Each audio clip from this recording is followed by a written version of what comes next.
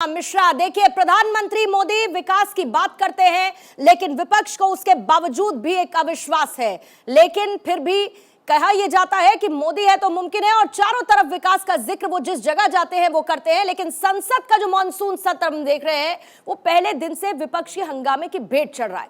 दरअसल मणिपुर हिंसा पर विपक्ष सरकार को घेरने की कोशिश कर रही है और इस मुद्दे पर संसद में बहस की मांग की जा रही है। हालांकि गृह मंत्री अमित शाह, राजनाथ सिंह समेत कई ऐसे नेता हैं जो बार बार सदन में उस मुद्दे पर खुलकर बहस करने की बात कर रहे हैं, लेकिन विपक्ष इसके लिए तैयार नहीं है। वो ये चाहता है कि प्रधानमंत्री नरेंद्र मोदी संसद में इस पर जवाब दें।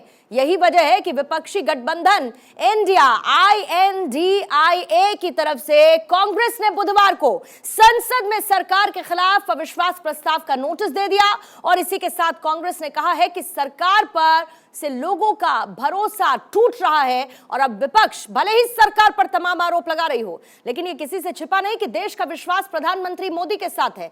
यही वजह है कि एक सुर में देश पीएम मोदी को समर्थन दे रहा है। उधर पीएम मोदी ने भी बीते दिन, आपको याद होगा, प्रगति मैदान में G20 की मीटिंग के लिए और बाकी तमाम सेरेमनीज के लिए तैयार हुए कन्वेंशन सेंटर का उद्घाटन करते हुए इस बात का दावा किया कि उनके तीसरे कार्यकाल में दुनिया की पहली 3 अर्थव्यवस्थाओं में भारत का नाम शुमार होगा। पीएम मोदी ने साफ कर दिया कि भारत की विकास यात्रा रुकने वाली नहीं। अब सवाल यह उठता है कि जब देश को मोदी सरकार पर विश्वास है तो फिर विपक्ष को अविश्वास कैसे है?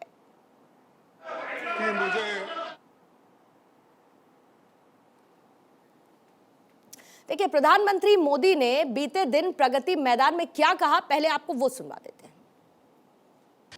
कि हमारे पहले टर्म की शुरुआत में भारत वर्ल्ड इकोनॉमी में 10वें नंबर पे था। जब मुझे आप लोगों ने काम दिया तो हम अब 10 नंबर ही थे।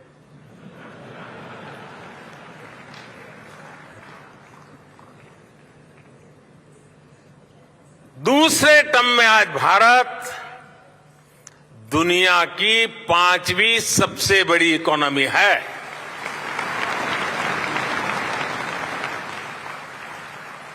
और ये ट्रैक रिकॉर्ड के आधार पर, बातों बातों में नहीं, ट्रैक रिकॉर्ड के आधार पर मैं कह रहा हूं,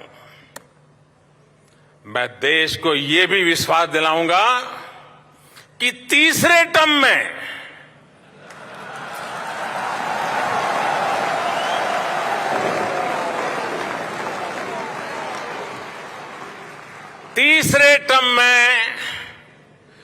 दुनिया की पहली 3 इकोनॉमीज में एक नाम भारत का होगा।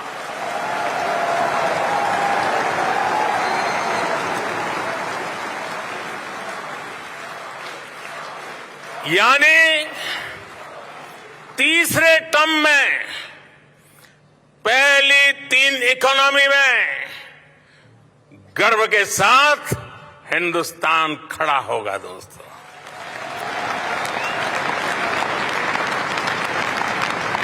थर्ड टर्म टॉप 3 इकोनॉमी पे पहुंच के रहेगा भारत,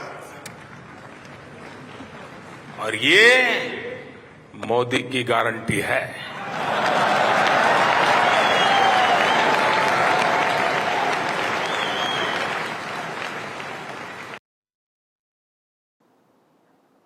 तो बीजेपी नेता रविशंकर प्रसाद ने भी विपक्ष पर जमकर निशाना साधा है। आपको सुनवाते हैं रविशंकर प्रसाद ने क्या कहा। आपके दूसरे प्रश्न का जवाब आप मुझसे मत पूछिए, आप पूछिए सीताराम येचुरी से और पूछिए राहुल गांधी से। एक हमारे अधीर चौधरी बेचारे कुछ बोलते हैं, पिटाई तो उनके भी कार्यकर्ताओं की हुई, हिंसा उन पर भी हुई है। और हमने ये भी मालूम किया जो बार बार टीएमसी की बात करते हैं ना, वो आपसी गुटबाजी के कारण हुआ है। आइए चर्चा की शुरुआत करते हैं। अमित तिवारी हमारे साथ मौजूद है, आप बीजेपी के नेता हैं। अमित जी, स्वागत करती हूं आपका भारत 24 पर। रत्नाकर सिंह इस वक्त हमारे साथ मौजूद हैं, कांग्रेस के नेता हैं, बहुत बहुत स्वागत है आपका। राहुल लाल इस वक्त हमारे साथ स्टूडियो में मौजूद हैं, आप राजनीतिक विश्लेषक हैं। और मनीष गुप्ता जी भी इस वक्त हमारे साथ मौजूद हैं, आप भी राजनीतिक विश्लेषक हैं। चारों मेहमानों का स्वागत करते हुए शुरुआत रत्नाकर सिंह आप ही के साथ करूंगी। खबर अभी अभी जस्ट आई है, इसीलिए इस पर आपसे प्रतिक्रिया लेना चाहती हूं। अविश्वास प्रस्ताव आप लोग लेकर आए हैं, क्या इंडिया यानी कि आपके सहयोगी दलों में इस बात को लेकर कोई नाराजगी है क्या? देखिए पूर्णिमा जी, नाराजगी कहीं कुछ नहीं है। शायद नाराजगी आपको पता चली हो तो उसके बारे में मैं कुछ नहीं कह सकता, लेकिन कहीं ना कहीं जो अविश्वास प्रस्ताव लाया गया रूल 198 के तहत और 50 सांसदों का लोकसभा अध्यक्ष ने जो खड़ा करा के गिनती किया है, उसके तहत लोकसभा अध्यक्ष ने मंजूरी दी है और अविश्वास प्रस्ताव आएगा और उस पर चर्चा हो।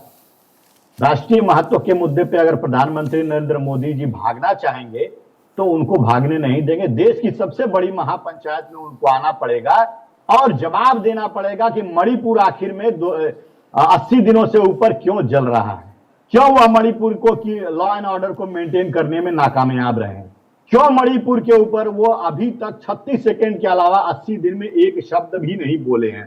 रूल 267 के तहत विपक्ष हमेशा नोटिस देता था सत्ता पक्ष को कि आइए विस्तृत और गहन चर्चा करिए, लेकिन ये प्रधानमंत्री मोदी जी चर्चा से हमेशा भागते थे क्योंकि उनको देशवासियों को जवाब देना पड़ेगा देश की सबसे बड़ी महापंचायत संसद में, और वो इससे भागते रहे। अगर वो भागते रहेंगे तो हम निश्चित रूप से अविश्वास प्रस्ताव लाएंगे। आपके हिसाब से प्रधानमंत्री भाग रहे हैं और जो जवाब उनको देना चाहिए वो जवाब नहीं दे रहे हैं। अमित तिवारी, क्यों भाग रहे हैं प्रधानमंत्री? अगर विपक्ष ये कह रहा है कि उनको जवाब देना चाहिए तो वो जवाब नहीं देते। विपक्ष ये भी कहता है कि आप मंच पर जब जाते हैं और संबोधन देते हैं तो आप गारंटी दे देते हैं, मोदी की गारंटी ये है, लेकिन जहां पर बोलना चाहिए वहां पर मोदी जी नहीं बोलते। देखिए पूर्णिमा जी, मोदी जी 140 करोड़ का नेतृत्व करते हैं और वो उनके प्रति जवाबदेह हैं। देखिए आज अविश्वास प्रस्ताव कौन लेकर आ रहा है? जो अहंकार से चली हुई पार्टी, जो कभी 400 पे थी और आज 40 पे आ गई है, वो इसका अहंकार रहा है कि हम किसी को भी झुका सकते हैं। वो अहंकार से चली हुई पार्टी किसके प्रति ला रही है? जो सेवा भाव से चली है, जिसका पूरा कार्यकाल सेवा, सुशासन और गरीब कल्याण पे रहा है, जो कभी 2 सांसद हुआ करते थे आज पूर्ण बहुमत में है उस सेवा संकल्प के कारण, तो उसके खिलाफ ला रही है। तो इसका कोई आधार नहीं है। वो तो लोकतांत्रिक अधिकार है ना अमित तिवारी, वो तो लोकतांत्रिक अधिकार है, संविधान ने दिया है। जी हाँ, बिल्कुल लोकतांत्रिक अधिकार है, और जिस अधिकार के ये ला रहे हैं, इनकी ये स्थिति है कि विपक्ष के नेता बने रहने के लिए भी इनको सहयोगियों की जरूरत है। इनका खुद के आंकड़े भी इतने नहीं है कि वो विपक्ष का लीडर बन सके। तो कुछ आंकड़े मैं आपके सामने रखता हूँ पूर्णिमा जी। देखिए मणिपुर के लिए ये हमें जवाबदेह मान रहे हैं, हम अपनी जवाबदारी मानते हैं कि उसके लिए हमें काम करना चाहिए। ना हम इस पे भाग रहे हैं, ना इस पे हम डिफेंड कर रहे हैं, और ना हम इस पे चर्चा से कतरा रहे हैं। चर्चा से कतरा कौन रहा है? विपक्ष का स्टैंड बार बार बदल रहा है। मैंने पहले भी कहा है कि विपक्ष पहले कहता था कि असीमित चर्चा चाहिए, उस पे हंगामा हुआ। फिर कहता था कि मोदी जी का अभिभाषण चाहिए संसद सदन में, उस पे हंगामा हुआ। फिर कहता है कि संजय सिंह का निलंबन क्यों हुआ, उस पे हंगामा हुआ। तो विपक्ष अपना स्टैंड बार बार बदल रहा है। उसको चर्चा से कोई लेना देना नहीं है, उसको असीमित राजनीति करनी है, असीमित चर्चा नहीं। मैं कुछ आंकड़े आपके सामने रखना चाहता हूँ पूर्णिमा जी। देखिए हमारी सरकार जब आई 2004 से 2013 तक 772 हत्याएं हुई वहां पे। हमारी सरकार जब 2018, 2000 में और अब तक वहां पे हत्याएं कम हुई हैं। 2004 से 2013 तक 4800 इंसर्जेंसी घटनाएं हुई हैं। अमित तिवारी, बहुत बढ़िया बात है। आप इन तमाम राज्यों के आंकड़े रखिए। मणिपुर में सीएम किसका है? मणिपुर में सीएम सर किसका है? केंद्र में सरकार किसकी है? गृह मंत्री कौन है? जब भी हम लॉ एंड ऑर्डर सिचुएशन की हर जगह बात करते हैं, इन आंकड़ों को सामने रखते हैं, यही विपक्ष अमित तिवारी कह रहा है कि इस पर हम बहस चाहते हैं, इस पर हम चर्चा चाहते हैं। आप भी कह रहे हैं कि हम इस पर चर्चा चाहते हैं, लेकिन विपक्ष भी अड़ा है कि प्रधानमंत्री मोदी के बयान से नीचे उनको कुछ भी नहीं चाहिए, और यही एक वजह है कि संसद चलने नहीं पा रही है। राहुल लाल, क्या आपको लगता है कि भले ही अविश्वास प्रस्ताव के सहारे ही सही? सर बिल्कुल सर, 2 सेकंड मुझे दीजिए, एक क्विक रिएक्शन में ले लूं, बाकी 2 मेहमान चौहान भी हमारे साथ है। राहुल लाल, क्या आपको लगता है कि अविश्वास प्रस्ताव के सहारे ही लेकिन मणिपुर पर बहस का रास्ता खुलता हुआ सदन में आपको नजर आ रहा है? बिल्कुल पूर्णिमा जी, देखिए विपक्ष की बहुत छोटी छोटी दो मांगे थी कि माननीय प्रधानमंत्री जी सदन में एक तरह से बयान दें, चूंकि सदन के बाहर प्रधानमंत्री जी बयान दे चुके हैं। दूसरा कि चाहे लोकसभा और राज्यसभा हो, दोनों तरफ सत्तारूढ़ पार्टी जो है कि अल्पकालिक चर्चा के नियमों पर जोर दे रही थी और विपक्ष जो है वो एक तरह से विस्तृत चर्चा के नियमों पर जोर दे रही थी। तो एक तरह से मैं कहूंगा कि ये जो इन्होंने अविश्वास प्रस्ताव का पूरा मामला लिया, देखिए विपक्ष को पता है कि संख्या बल में विपक्ष कम है, लेकिन जो दोनों मांगे थी मणिपुर के ऊपर कि प्रधानमंत्री को बयान भी देना होगा, कह रहा हूं कि देखिए मणिपुर की स्थिति काफी एक अप्रत्याशित से अलग स्थिति है। आंकड़ों के आधार पे, किसी दूसरे जगह की तुलना के आधार पे हम लोग उस घटनाक्रम को छोटा नहीं कर सकते। अभी भी अगर हम लोगों ने देखा कि एक केंद्रीय मंत्री जिनके 15 जून को जिनके घर के ऊपर हमला हुआ था, फिर से अभी भी उनके घर पे जो है कि फिर 2 दिन पहले भी हमला हुआ है, तो वहां पे स्थिति शांत नहीं है। माननीय गृह मंत्री जी वहां पे पहले भी गए थे और उन्होंने उसी समय दावा कर दिया था कि मणिपुर में सारी स्थितियां सही हैं, लेकिन फिर भी हिंसा की घटना आई। तो गृह मंत्री जी के बात पे कोई कैसे विश्वास करेगा? तो इसलिए विपक्ष चाह रहा था कि प्रधानमंत्री आए, खुद सामने में आए, क्योंकि डबल इंजन की सरकार है और वहां पे जिम्मेदारी जब तय की जा रही है। देखिए हम लोग संसदीय लोकतंत्र में रहते हैं। संसदीय लोकतंत्र का मतलब यह नहीं कि 5 साल में केवल जनता एक बार वोट डालेगी और सरकार के ऊपर जिम्मेदारी तय होगी। यहाँ पे आप प्रतिदिन प्रतिक्षण आपकी जिम्मेदारी तय होती है और संसद जो है कि वो सरकार के ऊपर नकेल कसती है। विपक्ष की यह भूमिका काफी महत्वपूर्ण भूमिका है। मैं कहूंगा कि संख्या बल में विपक्ष हारेगी, लेकिन विपक्ष कहीं न कहीं अपने नैतिक कार्य जो विपक्ष की जिम्मेवारी है उसको पूरा करने में सफल होगी। इसलिए विपक्ष के अविश्वास प्रस्ताव के मामले को मैं बाजीगर वाला मामला मानता हूं कि हार के भी जीतने वाली बात है। और प्रधानमंत्री जो गारंटी की बात कर रहे हैं कि अविश्वास प्रस्ताव बनाम गारंटी, माननीय प्रधानमंत्री जी आपने तो 27 जून को भी एक गारंटी दिया था, सीना ठोक ठोक के गारंटी दिया था कि किसी भी एक भी भ्रष्टाचारी को छोड़ा नहीं जाएगा। 27 जून को भोपाल में आपने गारंटी दी और 2 जुलाई को महाराष्ट्र में वो गारंटी टूटते हुए पूरे दुनिया ने देखा। और जिसके ऊपर भ्रष्टाचार के आरोप लगे उसी को वित्त मंत्रालय भी दे दिया और अब उसी को प्रधानमंत्री भी बनाने जा रहे हैं। ये स्थितियां गारंटी। ठीक है, बहुत सारे सवालों में जिसका रिएक्शन जल्दी से अमित तिवारी जी। जी पूर्णिमा जी, देखिए जो भी चर्चा हो रही है इनके उस पे एक सवाल देखिए, का सर जवाब दीजिएगा। मैं ये चाहती हूं जो ये सवाल उठा रहे हैं उन सवालों का कट टू कट जवाब आप दीजिए। क्या सवाल है इनके? इनके सवाल ये है कि प्रधानमंत्री, अभी जो अविश्वास प्रस्ताव आ रहा है उसमें प्रधानमंत्री का अभिभाषण तो है नहीं, फिर भी अविश्वास प्रस्ताव लाके चर्चा होगी। और गृह मंत्री जी ने संसद के पटल पे खड़े होकर क्या कहा था? यही कहा था कि हम चर्चा के लिए तैयार हैं। राजनाथ सिंह जी ने खड़े होकर के यही कहा था कि हम चर्चा के लिए तैयार हैं, पर ये चर्चा से भाग रहे हैं। चर्चा से और अभी कह रहे हैं कि बाजीगर चर्चा की की भूमिका नियमों में पे है, तो बाजीगर आप एक तरह से 267 पे आप राज्यसभा में तैयार नहीं हो रहे थे, 176 पे तैयार हो रहे थे, लोकसभा में आप 184 पे तैयार नहीं हो रहे थे, 193 पे तैयार हो रहे थे। आप दोनों जगह पे अल्पकालिक चर्चा चाह रहे थे कि कुछ घंटे का चर्चा हो, मामला रफा दफा हो जाए। नहीं चाहते। गृह मंत्री जी लॉ एंड ऑर्डर के उनकी दायित्व है, गृह मंत्री है वो। गृह मंत्री जी का दायित्व, गृह मंत्री तो अपने दायित्व में फेल हो गए। गृह मंत्री जी तो घटनाक्रम जब 4 मई के घटनाक्रम को लेके जब उसके बाद वो वहां पे गए थे तभी उन्होंने कह दिया था कि वहां पे शांति व्यवस्था की स्थिति बनी हुई है। चर्चा में आएंगे, अगर गृह मंत्री जी ने जो कहा था उसके बाद अगर चर्चा होती तो उनको पता था कि हम फंसने वाले हैं। उसमें बंगाल की भी बात निकलती, छत्तीसगढ़ की भी बात निकलती। सदन के बहुमत दल का नेता कौन है? सदन के बहुमत दल, पूरी बात तो सुनिए, कुएं में डाल दिया गया। पूरी बात सुनिए तब आपको क्लियर हो पाएगा कहना क्या चाह रहे हैं। उनको बीच में मत रोकिए। देखिए फिर आपके भी सवाल अधूरे रह जाएंगे, उनके जवाब भी पूरे नहीं हो पाएंगे और समय खत्म हो जाएगा, इसलिए उसका कोई मतलब नहीं है। और आधा काम आप रत्नाकर सिंह जी का कर दे रहे हैं। रत्नाकर सिंह जी कांग्रेस को रिप्रेजेंट कर रहे हैं, उनको भी जरा कुछ कहने दीजिए। आधा काम उनका आपने कर दिया। मनीष गुप्ता, ये बताइए कि क्या आपको ऐसा लगता है कि जिस तरीके से लोगों का विश्वास प्रधानमंत्री मोदी को लेकर नजर आता है, आज जब हम ये कहते हैं कि मोदी की गारंटी वर्सेस अविश्वास प्रस्ताव, आपको एक्चुअल तस्वीर दिखती क्या है? क्योंकि प्रधानमंत्री मोदी मन से ये कहते हैं कि मैं इस बात की गारंटी देता हूं, ये मोदी की गारंटी है कि तीसरे टर्म में तीसरी इकोनॉमी भारत बनकर आएगा, लेकिन विपक्ष कहता है कि सरकार पर किसी को अब भरोसा नहीं रहा। देखिए पूर्णिमा जी, बात समझिए, जब मोदी जी एक गारंटी दे रहे हैं और वो कह रहे हैं कि हम भारत को विश्व की तीसरी सबसे बड़ी अर्थव्यवस्था बना देंगे, तो वो एक मैसेज दे रहे हैं। वो मैसेज क्या है कि जब हमारा स्तर ऊंचा होगा तो इस जैसे समंदर या नदी होती है ना, नदी में सबका जल स्तर ऊंचा होता है, तो वो कह रहे हैं पूरे भारतवासियों का जीवन स्तर ऊंचा होगा, आर्थिक स्थिति 140 करोड़ की लगभग ऑन एन एवरेज बेटर होगी, इंप्रूव होगी। वो ये बात कह रहे हैं, वो इस बात को इनडायरेक्टली कह रहे हैं कि अविश्वास और ये विपक्षी एकता, इसके बदले में विजन है सीमलेस। वो इस बात को कह रहे हैं कि मैं विकास की बात कर रहा हूं, मैंने कल प्रगति मैदान का उद्घाटन किया, आज मैं एक एयरपोर्ट का उद्घाटन करूंगा, कल एक और करूंगा, मैं रोज विकास की अंगा बहाने के नए मुहाने खोलूंगा और आप यही करते अच्छा रहिए। मनीष जी, 5 मिनट नहीं, तो नहीं, बन नहीं, गया ना, नहीं, नहीं, बात बीच में- पूरी बीच में सर, बोलिए। बात उनकी, प्लीज। अब दूसरी बात कहता हूं विपक्ष की बात। भाई आपको यह कहना है कि हमें मणिपुर पर चर्चा करनी है, आप करिए। आप पहले चर्चा करिए अमित शाह के साथ। अमित शाह उस विभाग के मंत्री हैं, internal safety security Manipur responsibility Amit Shah की।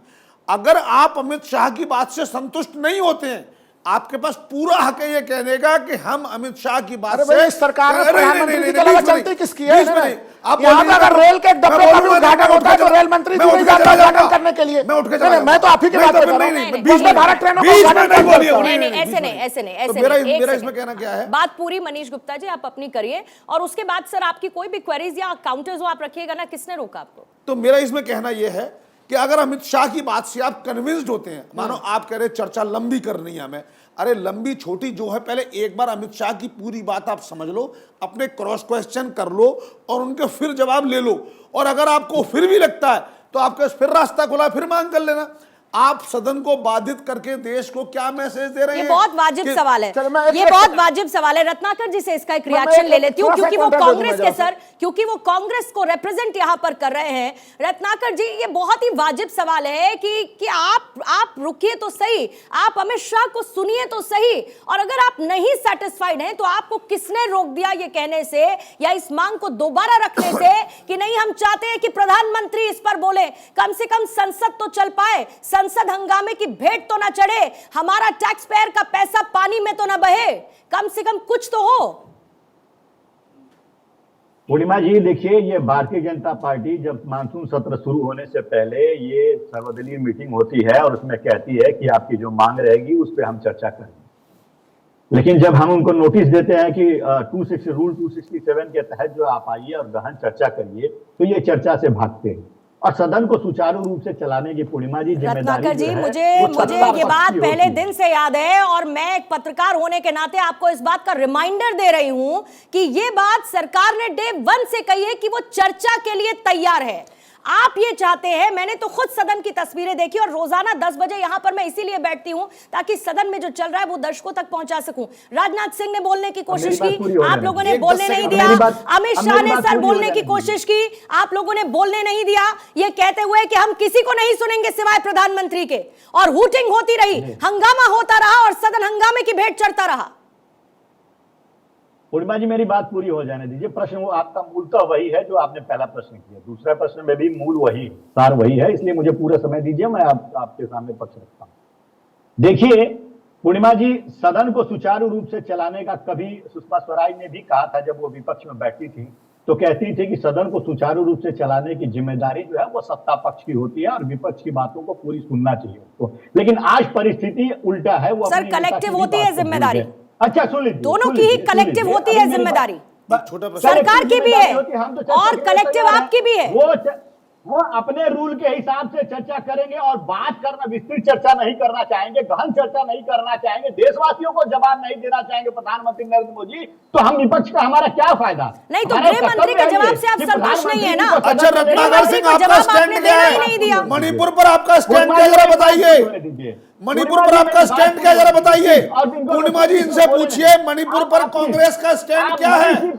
चर्चा करने से पहले कृपया अपना स्टैंड बताइए एक बार। ठीक है, ये रत्नाकर जी बहुत सीधा सा सवाल है, मणिपुर पर आपका स्टैंड क्या है? मणिपुर पर आपका स्टैंड क्या है? लगता है मुझे तो पता है, शायद अगर नहीं पता हो मनीष गुप्ता जी को आप बता दीजिए। पूर्णिमा जी देखिए, विडंबना ये है कि प्रधानमंत्री नरेंद्र मोदी जी को ऑस्ट्रेलिया, अमेरिका और फ्रांस जाने नहीं का सर। समय मिलता है, लेकिन मणिपुर जाने का समय नहीं मिलता है। पूर्णिमा जी, विडंबना ये है कि प्रधानमंत्री नरेंद्र मोदी जी अमेरिकी सदन में जाते हैं और अपनी बातों को रखते हैं, लेकिन यहाँ पे सदन में जब हम आते हैं प्रधानमंत्री को छोड़ो, स्टैंड ये है कि डबल इंजन सरकार विफल अरे कैसे हो गई? स्टैंड क्लियर है, अरे स्टैंड क्लियर है कि डबल इंजन सरकार विफल कैसे हो गई, यही है। अरे और उसका कांग्रेस जवाब का प्रधानमंत्री स्टैंड को क्या है? देना चाहिए, गृह मंत्री को जवाब क्या देंगे। मैत्री इस सरकार में समाज सब जगह एक ट्रेन का क्या इंजन का उद्घाटन मैत्री करने के लिए समाज को प्रधानमंत्री रिजर्वेशन का लाभ तमाम मिलना तरह की चाहिए चीजों को कि करने के लिए नहीं? प्रधानमंत्री पहुंचते हैं, तो अरे फिर बताओ वैसे तो सही। जवाब देने के लिए आप गृह मंत्री जी को बताइए आगे ना। मैंने एक सवाल पूछा, रत्नाकर जी, एक सवाल मैंने पूछा कि मणिपुर पर आपका स्टैंड क्या है, मणिपुर पर आपका स्टैंड क्या है। मेरा ये बहुत सीधा सा सवाल था, लेकिन उसके बावजूद वहीं पर बात बहस आती है कि हमें नरेंद्र मोदी को सुनना है, अमित शाह को हमें नहीं सुनना है, जो कि गृह मंत्री हैं, जबकि लॉ एंड ऑर्डर जी। सिचुएशन उन्हीं के सुन अंडर में लीजिए। आती है।